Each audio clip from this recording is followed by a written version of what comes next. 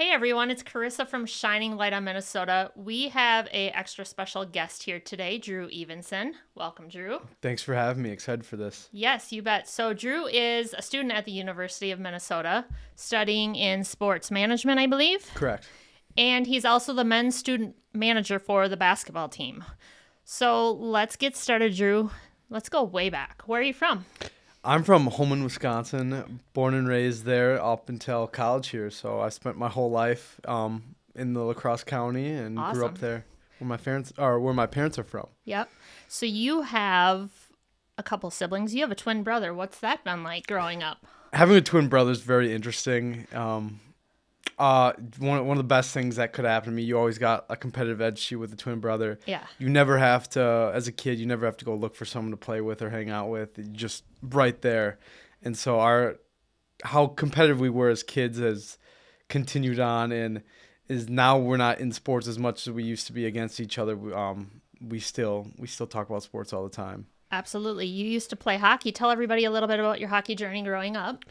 So me and my brother both played hockey, Yes. and so I was a goalie. So Yeah. we had always had someone to shoot on, and I always had someone to get some practice in. And I was a goalie from, I think, the second year I started, and I was in like third or fourth grade, and I was goalie all up until high school. Awesome. So you played hockey for the Avalanche when you were in high school. Yes. Were you still goalie back then? I was a goalie in high school, yeah. Nice. Those were the fun years, I'd say, because my brother was on the same team as myself, of course, and as a goalie, and he was a defenseman then. So even if he was on my team, I'd always like messing with him. Just when he's standing in front of the net, little pokes at the back. Oh, absolutely. Quick stick. I'm going to hook you, do a little bit of slashing too. When he wasn't on my team and he was in front of the net, I'd give him a waffle to the Oh, back. absolutely. So your Holman community has been pretty awesome. They still are. You still talk to a lot of people. It seems like the community in itself, just like La Crosse, even when you go away, everybody still is there for support. Tell us a little bit about like the history and how they all support around everybody in the community. And Yeah, it's a very close-knit community. Everyone who's grown up there, all their parents are from the surrounding area. So they all are connected, which is really cool. All my friends' parents, they're all friends with each other. Yep. And so it's all like familiar faces. So my mom knows their mom and all that stuff. And then to see that kind of go into the next generation, I think is really cool, because it doesn't seem like we had to form a friendship. It seems like we've just had that friendship. Kind of like a born-in family almost. Yeah, born-in friends. Yeah. I have a lot of friends that are like second brothers to me. So for sure. It's great having that in the community. Well, and it's fun from seeing, I mean, I know obviously we're related, but knowing like having your mom grow up next to Missy and Heather and seeing their kids grow up with you guys and just kind of being like a second family, always there for support too. Yeah, and it's awesome. And the best thing about that is you bring up Missy is that she lives in Woodbury here. Yes. So when my first summer as being a student manager, I didn't have a place to stay, and so she just let me crash in their extra spare bedroom. Yep, nice. There. And so that was I'm really grateful for that summer too. Yes. For some of you that don't know, Missy has been a good friend of mine too. She does a lot for the troops. She also does a lot for USA Cares, which is an organization that helps raise money for veterans, helps place them in jobs, things like that as well. She's a veteran herself. She is an amazing person. But let's roll back a little bit. Let's talk a little bit about like high school years. You had gone through COVID. Tell people who are listening that didn't and weren't in school what that was like, distance learning and everything like that. I remember the day it happened. The day it happened was almost like it's got to be up there in one of the most fun high school days, because all your friends are just hearing the rumors. Like, I heard they might shut down schools. It's like we might get a week or two off. Yep. And so when it happened at the end of the day. They released that they're shutting schools down, and all my friends got together and we just hung out. Oh, yeah. And we're like, this is a 2-week break. This is like a party for us. This We're is good. awesome. And so then turns out it kept getting delayed and Yeah. delayed and delayed, and we're like, so I guess we're just not going back this year. And that was my junior year. Yep. And so all my buddies, not many of them had summer jobs going super strong or like busy because of COVID. Yep. And so we'd go out on the river all the time. And I talked with my grandparents. My grandparents live on the river, and I put more money into their jet ski than my own gas tank. Oh, I'm sure. that summer. And so I was out there like 3 times a week. and it was the best. It was honestly my favorite summer I've been alive for. For sure. It's a lot of memories. And I mean, I'm sure with your grandparents having you guys just out there and being able to be outside kind of like they did when they grew up. They having the houseboat and living on the Mississippi and just seeing those memories bonding on the river in and around outside, which people don't think like, hey, yes, you're in Wisconsin, but the world doesn't have to end because we're locked inside. You can go outside and do what you want to do. The golf world was huge. Speaking of golf, your brother's an amazing golfer. Yes, He golfs for Augustana University in South Dakota. Super proud of him as well. But with the COVID times, how was the distance learning? Did you guys have to log in and tell people a little bit about the struggles that you had there? Yeah, so it was just logging in to a Zoom call for each class. It was odd because they had like hall periods where it's like in between the classes. You had a little buffer window from class to class, but that was probably it took the most learning curves to adjust to it because you were still doing all the work. You used to handing a lot of stuff in person, and now it was all on paper, especially classes that required more handwriting. Yeah. Such as, English, you could write it and type it up, but then like math and science where you have to type out equations and all that stuff, that became more challenging. And I guess the overall focus is because I'm a teenage boy at home and I got my Xbox on in the background while I'm got my headphones on for class. Well, I think teachers in mind too, it's hard to understand. Like we, for instance, had 5 kids that were all trying to get online at once, trying to do Zoom call after Zoom call. Well, we're both at work. It's like, okay, internet's going to be slow. They're going to be distracted. They're in the same room together. Teachers are asking, who are you talking to? And they're sitting in the same room trying to Zoom. It's like there's only so many options that families have, kids have, and you do the best you can do. It was a crazy time.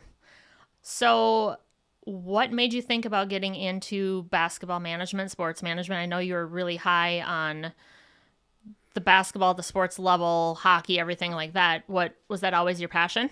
So I was a big hockey guy growing up. Yep. I didn't really I played basketball before I started playing hockey, and I started in like 2nd grade.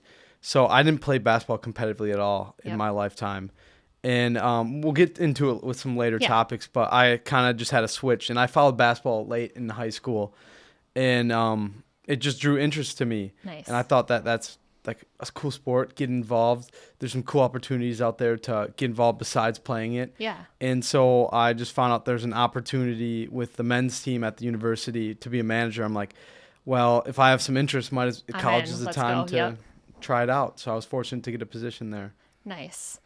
Let's take a little bit of a moment. Let's go back to end of junior year, start of senior year. You guys had COVID.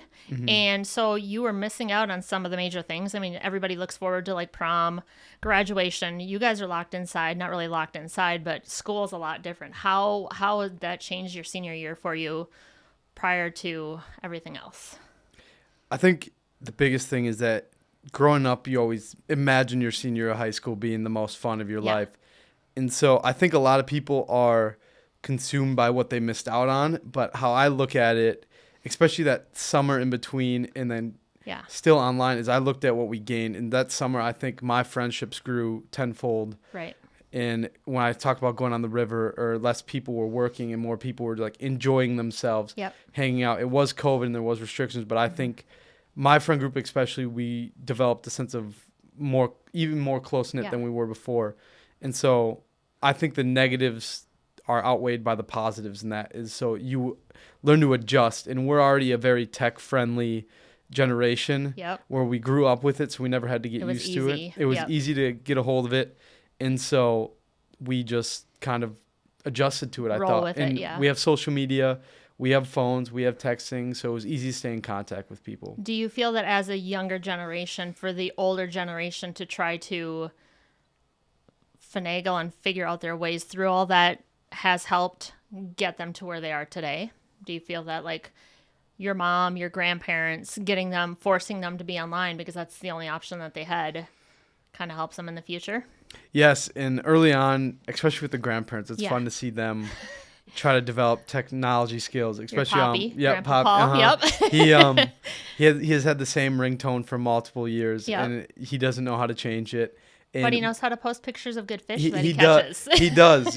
I'll open up my phone and I'll get a random notification. I'm not on Facebook. I have an account, but he's the only one who sends me Facebook messengers Right. still to this day. And I told him I'm not on there really, and I check it like once a month. Yep. But then it's just a bunch of photos of fishes. Yeah.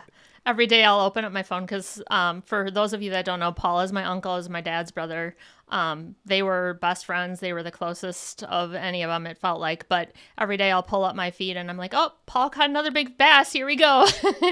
So much fun. But it's fun to see his support and his love for his family too. Linda as well. So now we're going to do a little bit of a plot change. We are going to roll into what a lot of you don't know about, and I'm going to actually take off my jacket too because we're going to roll back to October of 2020. Now that it's cooler in here, the ones that aren't online, I have a Drew's Crew t-shirt that says I fight with Drew.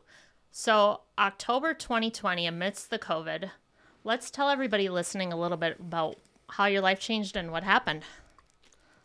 Yeah, so October 13th, 2020, I was diagnosed with AL and the T cell, which is leukemia, and that's cancer of the blood. Yes. And so you talk about all the restrictions of COVID, and I guess this kind of plays into some of the questions you asked earlier with like how was adjusting to school. Yeah. And so I didn't really face a lot of those adjustments because I was going through this. Correct. And so my senior year, that's why I always like to focus on the things that I didn't miss out on. Right. But the things that like I gained, and I talk about that summer beforehand so much. But as a senior, yeah, my life changed upside down, and it was a downward spiral of like a week. Right. And that week had a lot of ups and downs in it.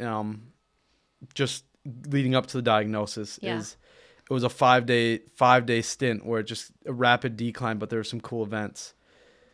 Did you feel that when you were first diagnosed or before you were diagnosed, how were you feeling? What made you go in? Was it more of like flu or tired, or what was the decline like? It started with a rash that grew on my hips in my armpits, and it just looked like a bunch of like red freckles popping up, and I had no clue what it was. And then it I lifted in high school, and I noticed that I went to do squats and I couldn't do half the weight I was used to doing. So and I thought I was like just a sore. staph infection or some kind of mat infection. Yep. And I didn't put them all together, and if it wasn't for the rash, I wouldn't have went in, because the rash started on day one. It was only noticeable on the hips and armpits, and within 3 days it covered my entire body. Yikes. And so I didn't except my face. So no one could really tell what was going on in the background.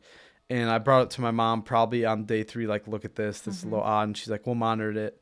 And then during that 3rd day, I started sleeping probably close to 16 hours a day. Yep. I was really only up in just like night sweats, like a cold or the flu kind of there. Yeah. And it was just a downward spiral there. And me and my friends, we all got together. We had, since the school didn't have a homecoming, we had a homecoming. And so we were all sitting by the fire. And then some guys got up to go play catch with a football. And I go up and I try to start running. And I couldn't run. Right. I had no clue what was going on. My feet were just super like heavy, it felt like. And looking back, it was like the blood was just like, it felt like it was weighing me down. Yeah. And it's a through weird that experience. time too, people probably thought, oh, he's got COVID, because a lot of the symptoms with COVID too were being tired and just the long COVID, you're exhausted, you can't stand up, like what all's going on. So when you say that, I went in to the day I got diagnosed. I almost did not get diagnosed that day due to my own self-doing. And I credit to my mom for legitimately saving my life, because I was in a downward spiral medically. Right. And I hated needles. Yep. I didn't want to get poked. And I went in there and they said, I have COVID. Yep. I had to get COVID tested. And I already hated that because that was no fun. And then their systems were down that day. And they wanted me to get blood labs done, but they couldn't send the order to the labs. And so as someone who hated needles, I was like, I'll come back in 2 weeks after I'm good. after they said my period was done, because they said I had COVID and I didn't. Right. And so they said 2 weeks. And she went up and down 3 flights of stairs 3 separate times and said, no, he's getting his blood drawn today. We're going to do it today. Yep. And I was like, Mom, I'm totally fine with just going home. Like, I feel like awful, but like I'm totally fine with going home. And so I got my blood drawn. I go home. I remember I was watching a TV show on my phone in bed because I was like too tired to do anything. Yeah. And then she comes downstairs with like a few tears in her eyes. and she says, we got to pack a bag. We're going to be at the hospital for a bit. And so we're on our way there, and I've kept my cool. I packed some stuff up, and I thought like infection going to be gone in a few days. Yeah. And then we get up to the room, because normally when you're hospitalized, you get brought up from the emergency room. But I walked myself up there, sat in the room, and I knew it was bad when I was sitting in the recliner in the room. My mom was on the couch, and then the doctor pulled in the chair from outside to sit on in front of me. I'm like, that's not good. I was like, oh boy, here crap. we go. Like what is going on here? And then the rest of it was kind of just a blur. Mm-hmm. It's like I thought I remembered it pretty good, but every time I go back to it, I don't really remember that moment too much. It's probably numbing. It probably just was stress, and it's one of those things you just wanted to black out. Mm-hmm. It was very. My mom was. I remember her crying a lot. I was just in complete utter shock. No one ever thinks they're going to get diagnosed with cancer, let alone at 17. And for the cancer I was diagnosed with, most people are diagnosed before the age of like 6, 7. Yep, before 15, or usually later on in life too. Mm-hmm. Yeah. So it's really early. They said like the average age is like 5. Mm-hmm. And so at 17 years old, I'm like, how is this happening? And so, I was planning to go to college. Right. In school, had friends. I had plans for later that night to go do, and that's just all. And you wanted to play hockey. You wanted to just live your normal life. They told me I couldn't play hockey. That was one of the first questions I asked. Yikes. But I remember the first question I asked, and I asked if I had to get one, is this the one I wanted to get? Mm-hmm. Because the survival rate is so much higher, and I'm so much fortunate for the history of medical research, because 50 years earlier, and it was basically a death sentence to get the one I got. So I'm very grateful for all the research that was done for that. Yep. So your ALL, for those listening who don't know, it's acute lymphoblastic leukemia.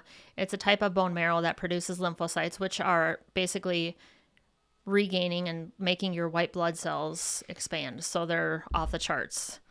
So when you found out that you had it, who was the next person did you tell? Did you talk to Sam, your twin brother? Did you talk to some of your buddies, or were you just kind of numb to everything? I texted my dad, because Yeah, he wasn't there. I said, you need to get down to the hospital as soon as possible. yeah, I texted my mom, texted my siblings. yep. There was a friend group I texted where they were all doing their own thing. They're all working, and I texted them, and they said, that's very funny. Like you're like, they didn't think they didn't think I was serious. And then they're like, I sent they was just like, I sent a selfie in the hospital bed, like this is legit, guys. Like that's the only way I knew how to cope with it at the time. Right. Was just kind of playing it, but it was just a lot of people didn't like. A lot of people found out very quickly, because word travels fast, and absolutely, especially with all my friends. And there's just a lot of people that like kind of were gonna figure out fast if I wasn't there. So I figured I might as well let them know what's going on. Let's let everybody know and just blast it out there and be done with it. And mm-hmm. And so going back to hating needles, that first day I got poked. If you count the one for the labs, I got poked I think 5 times that day. Yikes. And then I went into surgery the next day to get a port implanted. So they messed up with the IV a lot, and I was just already a kid who's going through some stuff, just hates needles, hates all that stuff. You have to get over that pretty fast. You do, yeah. Mm-hmm. Then it's like, okay, game on. Like, we're gonna fight or flight. Let's fight this. Let's go. Yeah, that was what I wanted to get going. It's like, I told him, let's get started. Let's get going this right away. And I think the biggest pick me up I got that week was I found out all my friends got together at from growing up, my best friend. You brought up Heather and Missy at Heather's house, my godmother's house, and my best friend Coop. Yep, Coop. He got them all together. My brother and my sister were all there, and they all came up with a plan to support me. And then that night, amazing. I get told to look out my hospital window, and there was 100, 200 people out there waiting for me. I saw the pictures waving through the hospital windows, just the seeing, and that's what I was trying to kind of get to or lead to. The community support, your friends support, everybody being there for you, letting you know that they're behind you, they're with you, they stand with you, they're ready to fight with you. How did that make you feel when you saw everybody out there? it made me feel confident Yeah. in what, like, the journey ahead was long, as I was told it was going to be 40 months of treatment. And so I didn't know what to expect. But then also in that crowd, I saw multiple people who battled similar illnesses, Right. whether it was my grandma, my grandfather Mm-hmm. with all their medical issues. I saw them, and it's like, I can do that too. Yep. And so just getting started, going through treatment. The first chemo was the next day, I believe. Yep. The first day was all pumping me up of all the nutrients and blood cells I was lacking, as I was like a paper cut away from bleeding out. Right. And so just all the medical stuff thrown at me the first day was very surreal. And like still, Wow. like that week, I didn't know anything about what was going on. I was just showing up and saying, let's do this. Let's do this. And having the community support really gave me the confidence to just go fight each day, and knowing that the days I couldn't fight, I had people there to lift me up. They can fight for you too. Mm-hmm. Yep. So one thing I want the listeners to know, which a lot of you don't know, is, which makes me super proud, is the positivity, the atmosphere, the fun humor that you brought to the table every single time that you were going through everything is amazing. It's so inspiring to just see somebody that has gone through everything that you've gone through, to be happy-go-lucky, to be making jokes, to be having fun with the staff, the nurses, the doctors. Which hospital you were at? Fairview? I'm up here in the cities. Yep. I'm at M Health Fairview, Yep. Masonic Children's, and I transferred up here Yep. when I started college, and so going through treatment, I was like, am I going to college or not? Right. And so I applied to one college, University of Minnesota. When I was in the hospital that first week, I got my acceptance letter. Sheesh. And my mom's like, what do you want to do? And I'm like, Let's do it. I'm not going anywhere else. Yep. It told me to go there. I'm going to go there. And I also want to take a step back, and you saying all my traits from treatment. I can't take all the credit for that, because the people around me gave me the strength and confidence to do that. And there's a speech I referenced a lot throughout my treatment by Stuart Scott, where he says, just, you don't beat cancer by getting rid of it. You beat it by living with it and enjoying it. And so it's like I had what in my mind the day that I thought was going to be the best day of my life, which was the bell ringing ceremony. Yep. And honestly, like looking back, it sounds very cliche, but the best day is always like the next one you get to wake up to, because there's so much more to do. Right. And so much more to just enjoy with life. And so when you were diagnosed, you started the chemo, you had to shave your hair. All your buddies and parents and grandparents decided to do that right along with you. Tell everybody a little bit about that and how that all got started. And It was all pretty fast. Yeah, like good. that's everything was super fast, and that just keeps going back to the support of the community. All my friends, they all shaved their heads with me.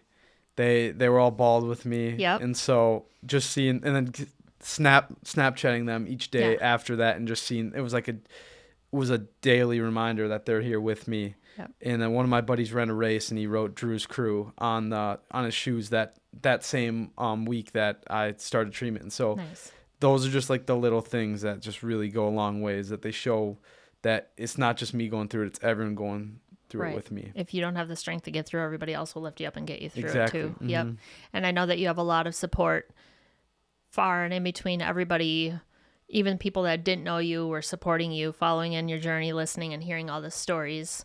So let's chat a little bit about how was it when you decided to go to the U of M and start that process and get into the basketball management for the men's basketball team, the student management, and how all that played in. Mm-hmm. So my first year, I wasn't with the team. I was just trying to figure out how college was going to work. Right. I was still hospitalized in college, still going through multiple days of treatments in a week occasionally.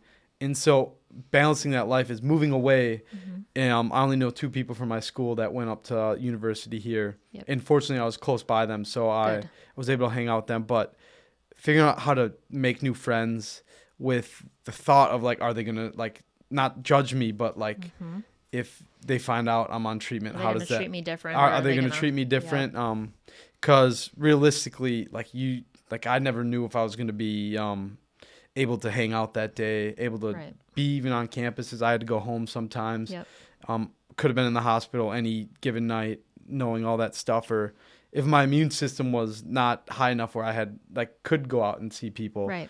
And so finding that balance the first year was tough, but I was able to find some great friends that I still talk to this day. Nice. That's just been great for me. And then transitioning, meeting a new doctor up here. Like I love my doctor so much. Yeah. Good. They are not like just my doctors. They're like family. They're friends. Yep. Every month now I see them. It's not, oh, I have a doctor's appointment. It's like I gotta go gossip. Let's go talk. Yep. Talk Let's go life. catch up. So my doctors are amazing here. Nice. Back home, Dr. Jen. Yep. Nurse Angie, and then up here, Kelsey and Tara. They're amazing. It's amazing when you can have that bond with them too, and they know what they do isn't easy. They know what they have to deal with. Then themselves having to carry the stresses throughout their day of going home and like, okay, how's this going to work? Is it going to work? Let's keep it positive and keep it rolling, bringing that to the table. But just like everybody from the outside, seeing your strength, which you're getting from everybody else, pushes everybody through and gets them through it. I'm sure when you had your journey too, seeing other children that were sick and going through things like that too, it's like, how can we make it fun? What else can we do? And keep rolling into the community. Exactly. And so there's this girl I met when I was on treatment early on. Her name was Cara. This was back in lacrosse at Gunderson. And I kind of formed a friendship with her. She was 3 years old, battling a cancer of her own. And so seeing her go through that, and I never saw her upset. I mean, as a 3-year-old, you can't really fully comprehend what's going on. No. But to see her with a smile on her face all the time, it's like, I'm older than her. I can do it. I mean, this can't be that hard. If she's having fun, I should be able to have fun. Yep. So I'd play Uno with her all the time. Oh, fun. And one of the funniest stories was, so she had the child specialist play with her, and so she would be on her team, and it'd be versus me. And we were playing Uno one day, and I was about to lay on a card that let her win. Yep. And I saw that. I'm like, I want, like, I'm competitive. Okay. Yep. And so the exact line I got from the child specialist was, "You're really gonna cheat on a 3-year-old with cancer?" And I'm like, "We both have cancer. We both are there. It's just a 3-year-old." And so she'll learn. She ended up winning because that's what karma gets you. But absolutely, but we played many games. I haven't seen her in a while, but I heard she's doing good, so I'm glad to hear that. Nice. So, talking about sports management, the men's basketball team, tell everybody about what a day in the life of doing what you're doing there at the U is like. Every day is different there. Yeah. It could, as a manager, you start out doing laundry, rebounding, and then the more you're around there, the more responsibility you get. And I'm grateful for the staff at the university here, as they've given me so many opportunities to grow as a person and skills professionally. Yep. That I enjoy it because there's, like I said, there's no day that's the same. There's so no 2 I days. don't know what's going to happen the next day I go in there. I have an idea, but it's just, I love seeing the preparation behind the scenes and seeing what they do for just not just the season, but each game at a time. What's put into it too. Yep. So they were really behind you. So let's roll back, or no, we're going to go forward. Let's go to February 2nd, 2024. Final Spinal Day. Tell everybody a little bit about the bell ringing process and what happened on that day. So that day, I told people the day it was going to be, it's like, if you guys want to come, feel free. I didn't know who all was going to show up or any of that stuff, or if anyone was going to show up. And so I knew my family was there, but I remember it was my mom, my dad, and myself. We were up in the room, and they wanted to capture everything. And I'm like, this is just another appointment. Yep. Just last one.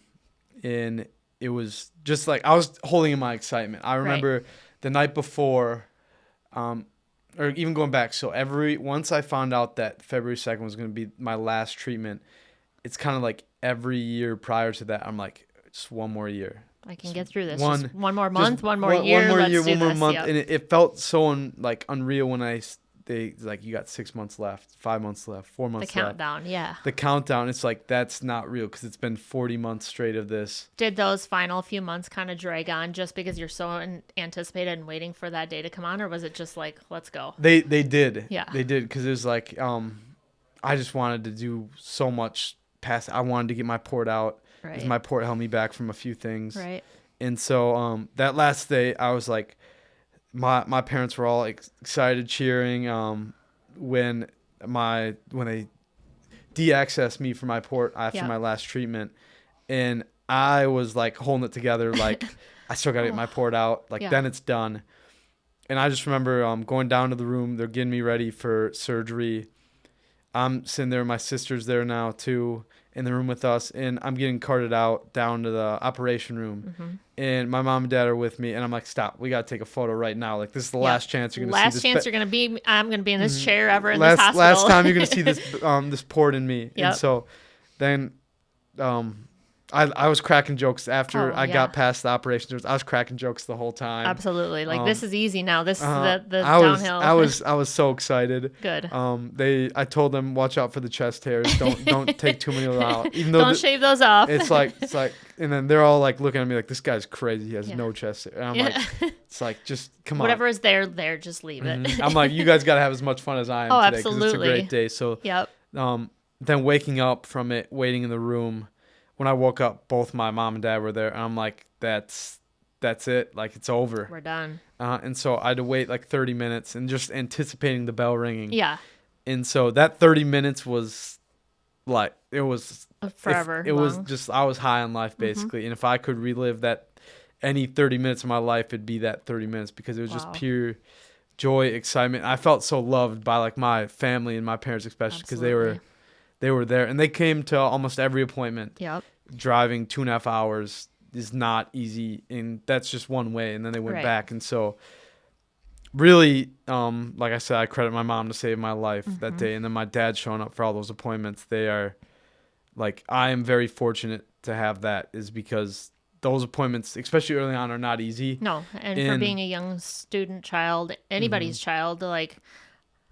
I know I have children that have some medical things going on, not half as much as what you have, but talking to your mom, with your mom through the process, her staying strong. I mean, that gives everybody else strength, but she's like, you know what? This is all about Drew. Drew's so positive and he's optimistic. He's cracking jokes. He's getting all his pricks and stuff from all the needles, and then he's heading out to the gym and he's doing all his basketball management stuff. He's just ready to rock through the day no matter what life gives him and no matter how crappy he feels. And all my strength, like, that comes from my parents showing me how to do is, I've told them multiple times, like, if you want to be at the appointments, you got to have the thought that this is for a finish line, not just for a what if. This is what's going to happen. And so I think having that mental edge that I knew it was going to be done one day and that it was going to be over. There will be an end to it. That is what kind of is like, that's the end goal. And like the journey was just along the way, and my parents were there every step of the way. Awesome. I think what people don't realize too, even in this day and age, everybody always says, you know, YOLO, you only live once. But truth is you only die once, so live every day. Make the best of it. Find a reason to get through it. A lot of times people are struggling and think, hey, life's not so good, but there's always somebody else fighting a different battle. And seeing their optimistic, your positivity, everything that, you know, exudes from you through the whole process and from everybody else that's going through the journey it's astonishing. That's one thing. It's like with all things going on, I'm fortunate to be where I am today. Yeah. And not everyone's as lucky as I am today, and to come out being cancer free with the friendships I have, the new opportunities I gained throughout the whole process. And there was like the first month I was bedridden, like, and then after that I'm like, I can't do this. Like this just sucks. Like, and so instead of saying it sucks because of what I'm going through, I said it sucks because of what I'm doing with it. And so I wanted to do more with it, and I wanted to keep living. Yep, absolutely. And those doctors along the way, the nurses, the staff, everybody made that process so much easier for you. And the fact that you still talk to them and you want to catch up and like gossip about everybody and the people that used to see things like that, that holds a candle in itself, because not everybody's that lucky. A lot of times people get monotonous in their jobs and they're just like, it's another day, it's another person. They slip between the cracks, things like that. But there are some really amazing people out there, and for you to encounter a lot of them is pretty amazing. How did your coach and team take it when you rung the bell and they knew you were going through all of that? So every game we win, they present a Warrior belt. Yep. And so they presented that to me for it, and I was not ready for that at all. I mean, first of all, they're walking out, and they were all wearing that same shirt. And every time Yeah. I see that shirt, it brings a smile on my face because it shows the community I have. Absolutely. And I didn't even know we had anymore because I didn't seen that anyone wear those in like over a year at that Right. point, except my parents. Yep. And so just seeing that we had, I don't know if they printed more, They if must have printed more. they had to print more, and to just get all that, I thought that was so cool. Yep. And I have that photo saved, and it's up on my wall in my apartment. I have multiple Nice. photos of it actually. Absolutely. Of that day, and so that just the support the team gave me is so much, and just giving me an opportunity, knowing what I was going through. Is they could have said like, this job, we need someone here who's Yep. going to be like, they don't have to worry about what's going on outside. Like you could easily say that and say Yep. like, this might not be the right time for you, but afterwards. But they did not say that. They gave me an opportunity, and that's where I went running with it. I'm like, if they gave me an opportunity at the state I am now, Yeah. I gotta give them Wait, my all. let me show Mhm. you where we're going next. I gotta give it my all. Uh-huh. Yep. So they also have a Stand Up for Cancer night, and I've been a part of that. So has my family. Tell everybody a little bit about that night and what all happens there, and what the players do for all the different types of cancers out there and people they know. They all have a shirt on the back, and it says who they kind of are playing for that day. And 2 people put me on the jersey, and I had no clue about it before the game, so that was cool to see. But they just kind of like honor, like especially doctors too, is because Right. without the doctors deserve so much credit. Is they make miracles work every day. Right. And so my doctor actually played at halftime during that game. Nice. And so I gave her a ton of crap because she did not play well, Nope. apparently. It's like, all right, come on, we got to have some practice and let's do a little one-on-one. Yeah, but just raising awareness for it. And Masonic gets, they donate to Masonic every game for the Boston Scientific Player of the Game. So every game I see that and I hear where I'm getting care from, and I just feel proud to be part of the team. Absolutely. What advice do you have to the younger generation or anybody that's out there that is or has or will be diagnosed with cancer in the future? I think you just gotta take it in, and you gotta reflect on it, because you can't just ignore it. You gotta go through the grief, all the stages, and you gotta understand what you're going through and what you're about to take on, and then you gotta realize that you're never alone. You got people supporting you, and that physically you're gonna go through challenges, but mentally it's gonna be tougher. Right. And so just like Stuart Scott said, Yep. you gotta figure out a way how to live with it. You gotta fight, and just being persistent. That do it for yourself. Right. You gotta enjoy every day. Like I said, you can have a favorite day of your life, but really the best one is the next one, because you get another one. Yep. I mean, I know my father passed away January 3rd of 2024, and being with him his last moments, I mean, every day we knew he was struggling. Every day he was going through a lot of different stuff, but we'd always ask him, "Hey, Dad, how you doing today?" He'd say, "I'm doing good, thumbs up, I'm all right." And then on the days even when he wasn't, "Hey, Dad, how you doing?" Still big smile on his face, "Oh, fair to middling." And those were the days that we knew he was struggling, but he's still not going to admit it. He's still going to keep fighting through until you can't fight through anymore. But it's so empowering as a person, as anybody, to see young people like you, but even anybody that's going through that process, just fighting and pushing through, because the things that seem so big to a lot of people, they're going to look back and it's nothing compared to what other people go through. So I just wanted to have you on today to let everybody hear your story, kind of share a little bit, help get your name out there. You're going to school for sports management. What do you think is going to happen after school? It's your senior year. We're trying to decide that still. I have Yeah. a lot of options. I see that will fit into what I want to do, but I mean, this is the time in my life I get to figure it out, and I'm fortunate to be here and not know what's going to happen tomorrow. And so that's just kind of the joy of figuring it out. There's so many ways you can go about it, and I want to find something where I feel like it's what I want to do.